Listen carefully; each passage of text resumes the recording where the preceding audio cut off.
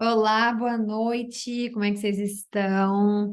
Hoje nós vamos à sexta-feira, primeiramente, né? A gente vai iniciar agora capítulo 30 de Números. Lembrando que semana que vem a gente termina Números, né? Para honra e glória do Senhor Jesus Cristo. E a gente vai ler hoje leis acerca de votos e juramentos. E é isso. O capítulo hoje só tem 16 versículos, vai ser bem rapidinho, mas vamos fazer a nossa leitura e pedir a Deus a proteção dele. Senhor Jesus Cristo, obrigado porque o Senhor nos colocou aqui nesse momento de união espiritual, não é só física, sabemos que isso é espiritual, sabemos que esse é o alimento do nosso Espírito Santo, sabemos que esse é o alimento do nosso espírito que necessitamos, Senhor, todos os dias.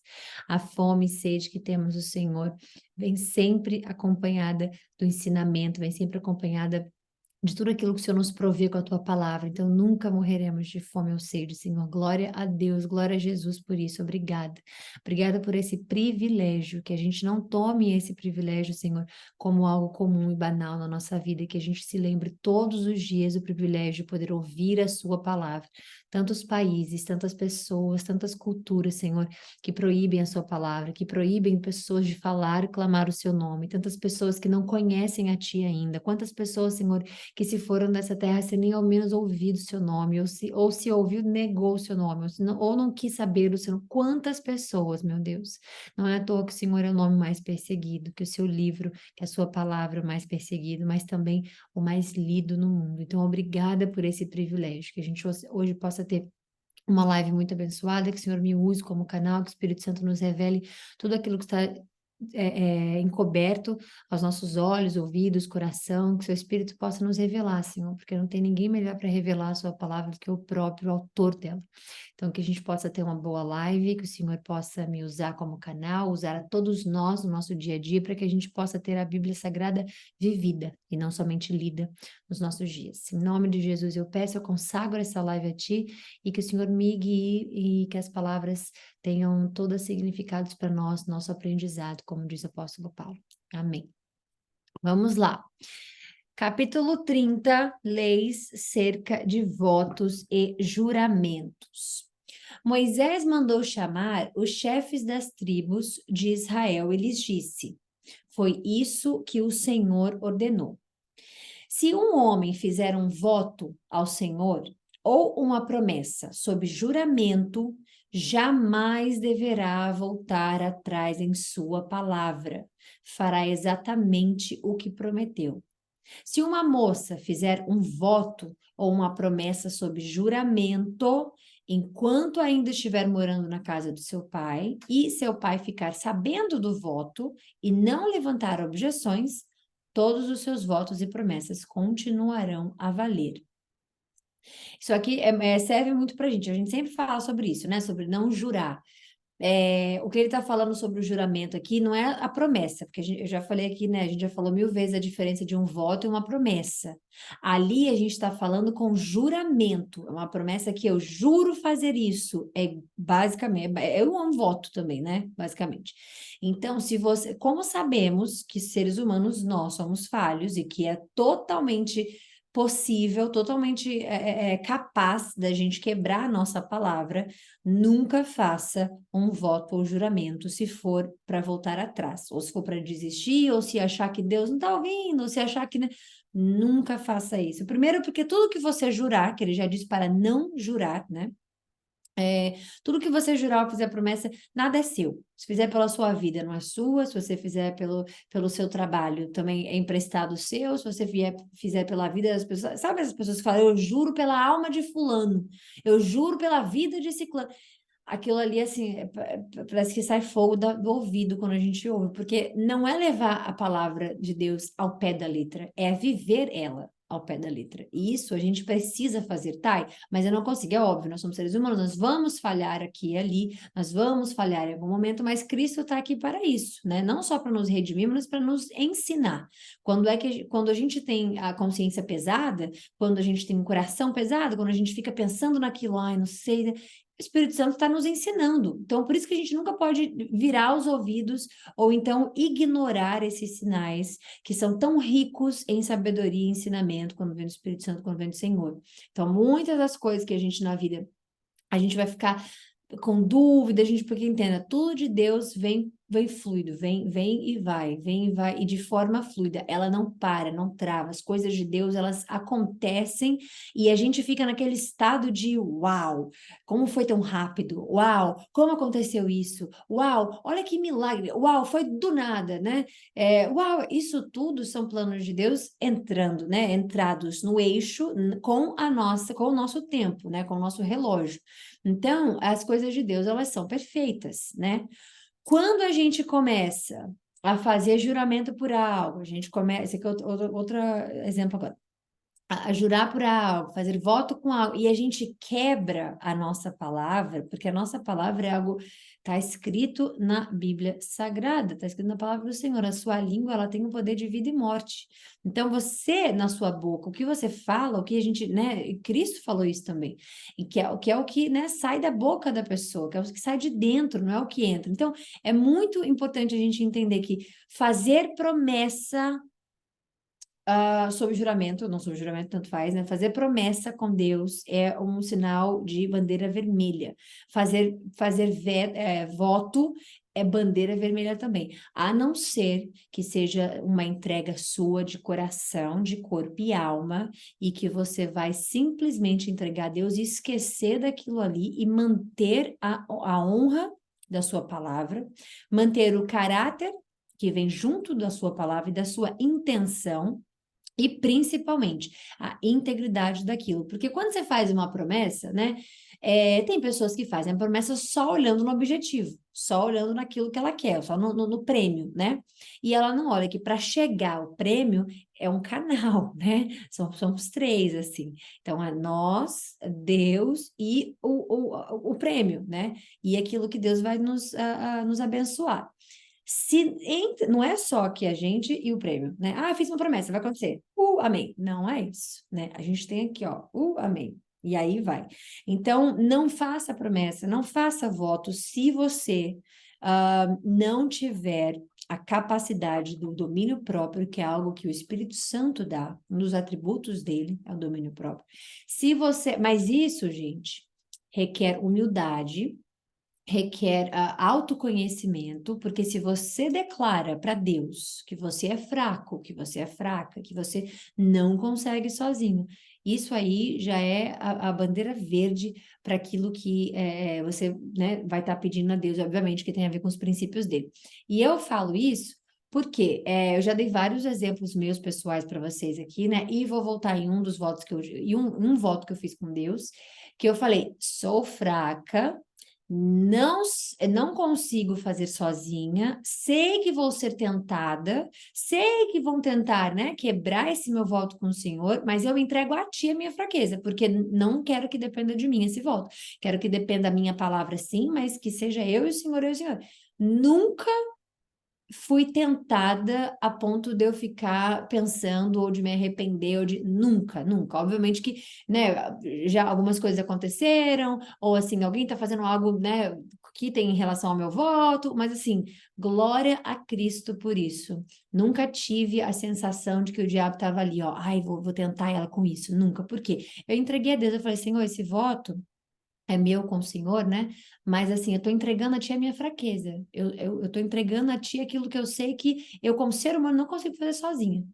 Então, isso me deu força, porque o Espírito Santo te dá o quê? O autocontrole. Isso faz parte de um dos princípios dele, né? Um dos atributos do Espírito Santo. Então, quando você sabe que você não é capaz, você se humilha perante a Deus e você diz: olha, eu quero fazer essa promessa, eu quero fazer esse voto, mas eu não consigo sozinha, mas eu vou cair se eu estiver sozinha, eu preciso do Senhor. O Espírito Santo vai trabalhar. Vai trabalhar para te ajudar, porque faz parte de quem ele é, né? O autocontrole faz parte do Espírito Santo, faz parte de quem ele é. Então, não tem como você não receber isso quando você pede a Deus.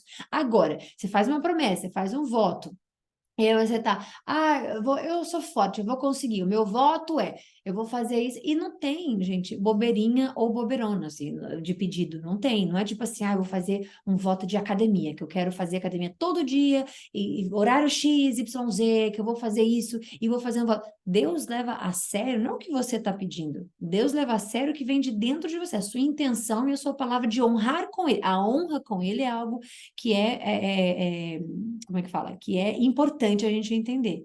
Agora, o prêmio é algo que é a consequência da honra da sua palavra. O prêmio é a consequência de você ter colocado sua integridade, sua palavra, né, a sua obediência, o respeito com Deus, e aí você passa no teste e ele te dá a recompensa, né? Ele não vai, obviamente, fazer isso para nos prejudicar nunca. Então, é importante a gente saber, se você não consegue, não faça. Se você não consegue e quer tentar, mas sabendo que é o tentar não, e quer fazer com o Espírito Santo, aí você vai fundo. Nesse caso, o que ele está falando especificamente, né, da jovem que fez, da moça que fez o voto, que está na casa do pai, se o pai não tiver objeção, porque os pais, eles têm, obviamente, uma capacidade, Deus capacita pai e mãe, né? Obviamente, sem exceções daqueles que têm problemas psicológicos, daqueles que são, que realmente, né, possuem doenças patológicas em relação, né, à sociedade, a filhos, ou, né, pessoas que manipulam, pessoas que mentem, ou pessoas que não gostam dos filhos, ou pessoas que, enfim, tirando isso, a gente está falando aqui de cristãos, de pessoas, nós que lemos a Bíblia, que estamos, né, todos os dias no nosso exercício de obedecer a Deus, de conhecer cada vez mais a palavra dele. Os pais, obviamente, são abençoados, né? Um dom, a gente sabe que isso é escrito, que são presentes para Deus, então, de Deus. Então, é óbvio que ele capacita um pai e uma mãe para educar e fazer. Lembrando que um pai e uma mãe também são seres humanos, né? A gente já falou sobre isso. E que a criança que a gente pensa que nós temos dentro de nós, os pais também têm. Então, é a primeira vez de um pai sendo pai, a primeira vez da mãe sendo mãe, a primeira vez de um filho sendo filho. Então, tudo cai dentro da mesma coisa. Mas os pais, eles têm, obviamente, um dom que é espiritual, de sentir, de ter conexão com o filho, e obviamente o que conta também é a experiência de vida, né? Muitas pessoas são pais jovens, mas vêm com experiência, vêm com aprendizado, vai aprendendo muitas coisas no dia a dia também, obviamente, né? Mas os pais têm uma hierarquia para a gente obedecer e entender. Então, se um pai não tiver nenhuma objeção, a promessa continua a valer. Ok? É como se fosse perguntar para o pai, né? O seu pai ficar sabendo do voto. É como se fosse perguntar para o pai ou para a mãe, no caso, e você vai e fala assim: vou fazer uma promessa sobre isso. E a mãe fala: não faz. Não faz, que você ainda não é forte espiritualmente para fazer, você vai quebrar a palavra com Deus e Deus não gosta disso, nunca faça. Então, assim, se o pai não tiver objeção nenhuma, né, principalmente conhecendo o filho, então a promessa da menina continuaria valendo. Mas, se no dia em que ficar sabendo, seu pai se recusar a deixá-la cumprir o voto ou a promessa, todos os seus votos ou promessas serão anulados. Por que que aqui Deus não vai dar um castigo para a pessoa, digamos assim? Eu nem gosto da palavra castigo, tá? Mas por que que Deus não vai ser justo e mudar o destino da pessoa se o pai não permitir a promessa e Deus vai perdoar, por exemplo? Porque Deus fez uma hierarquia. E os pais estão acima dos seus filhos. Logo, olha o que está escrito: o Senhor perdoará, pois o pai não permitiu que ela os cumprisse. Então, é lindo o relacionamento que Deus tem com o pai, e isso é bom para os jovens, né, os filhos adolescentes, entenderem que Deus, ele abençoa, ele escuta pai e mãe demais, né? Ele guia pai e mãe demais, principalmente, óbvio, aqueles que estão conectados com ele. Então, orações de pai e mãe, Deus escuta, né? Quando um pai está tendo um problema com o filho, quando a mãe está tendo um problema com o filho, seja com escola, seja com vícios, seja com amizades erradas, o que quer que seja, é uma hierarquia. Deus está vendo, Deus enxerga aquilo, até porque todo pai, toda mãe veio primeiro do que o filho, né? Então, obviamente que Deus vai estar acompanhando tudo aquilo que um pai e a mãe tá passando. Então, Deus, veja que lindo, isso é muito lindo a gente parar e olhar isso aqui. Veja bem, o Senhor a perdoará, pois o pai não permitiu que ela os cumprisse. Então, às vezes, o filho vai fazer uma besteira e aí o pai vai ali e veta e Deus perdoa, nesse caso aqui, né? Obviamente. A gente está falando disso, de um momento, de uma relação, eles, Deus especificamente, mas a gente nunca pode esquecer que a gente está nesse mundo, né? Para evoluir, para termos, obviamente, a nossa esse termo que já virou banal, melhor versão, né? Mas sim, a nossa melhor versão em Cristo, com Ele, a lapidação dele na nossa vida, né? E obviamente isso é importante a gente saber que o nosso relacionamento é com Ele em relação a tudo. Se uma moça fizer um voto ou assumir um compromisso por meio de uma promessa precipitada e depois se casar, e no dia que ficar sabendo do voto ou da promessa, o marido não levantar objeções, o voto e as promessas que ela fez continuarão a valer. Mas se no dia em que seu marido se recusar e se recusar a deixá-la cumprir o voto ou a promessa precipitada, os compromissos dela serão anulados e o Senhor a perdoará. Tá, mas aqui não é pai, aqui não é mãe, mas é o marido e a esposa. Hierarquia. Deus olha para a hierarquia, ok? Então, marido, esposa. Não é hierarquia de valor para Deus, não é, somos todos iguais, como diz a palavra, não é porque é marido, e não é porque é a esposa, não é porque é o filho, não é porque todos iguais perante a Deus, mas Deus deixou um sistema de hierarquia para a gente entender como funciona. Logo, o marido tá na hierarquia acima da mulher. Isso não é para as pessoas para as pessoas linkarem com a mulher sofrer na mão do homem porque ele está acima dela. Isso não é para virar um assunto de feminista contra machista, de que o homem... A palavra é muito clara, ela é preto no branco. Nós temos aqui que nos mudar por conta da palavra, não a gente mudar a palavra por conta da gente ou do mundo que a gente vive. A hierarquia do homem existe, é homem, mulher e filhos, vai sempre existir, o que não significa que o homem submete a mulher a coisas que vão contra os princípios de Deus, porque Deus protege as mulheres, Deus protege as esposas, Deus tem lei para absolutamente tudo. Numa mão ele está dizendo, o homem tem direito sobre a sua mulher, e logo na outra mão seguinte ele está dizendo, homens, tratem as suas mulheres como Cristo trata a igreja. Então não existe poder sobre a mulher, existe uma hierarquia de respeito, uma hierarquia de obediência a Deus, e é uma regra para marido, uma regra para esposa, e um só Deus, e uma só fonte daquilo. Então, quando tem hierarquia de homem para com mulher, é maluquice pegar pensamentos do mundo e colocar, o homem nunca vai ter, não sei o quê. O homem perante a Deus tem, mas o homem que é sábio e que, obviamente, só vem sabedoria pelo Espírito Santo, não existe sabedoria humana, até porque a sabedoria já existia com Deus, ela criou o mundo junto com Deus. Quando a gente tem a pessoa que entende o que Deus fala, a gente não tem problema com o homem estando acima da hierarquia da mulher, né? E quem lê a palavra de Deus sabe o quanto Deus protege, inclusive, as mulheres, ok? A mulher viúva ou divorciada deverá cumprir todos os seus votos e promessas. Se a mulher já for casada e morar na casa do marido quando fizer o voto, ou se comprometer por meio de uma promessa, e o marido ficar sabendo e não levantar objeções, os votos ou as promessas que ela fez continuarão a valer. Mas se no dia em que ficar sabendo, o marido se recusar a aceitá-los, o voto ou a promessa dela será anulada e o Senhor a perdoará. Portanto, qualquer voto ou promessa que a esposa tenha feito de humilhar-se, o marido poderá confirmar ou anular. Mas, se ele não levantar objeção alguma no dia em que ficar sabendo, indicará desse modo que está de acordo com todos os seus votos ou promessas. Quando você vê isso aqui, ó, a mulher humilhar-se, o marido poderá confirmar, né? Uma mente humana, mundana, fala assim, marido confirmar, o que ele tem que confirmar ou anular, né? Quando é a mente enraizada na palavra de Deus, você vê, o marido está ali para proteger e ajudar. Se ela fez uma promessa boa, se ela não fez uma promessa boa, se ela estará apta a fazer isso, se ele vai poder ajudar ela com o que for a promessa, né? Então, isso aqui é zelo, pela mulher, zelo com amor, né? Uma pessoa que não conhece Deus vai ler aquilo ali e dizer, o marido não tem que mandar na mulher, o que é isso, gente?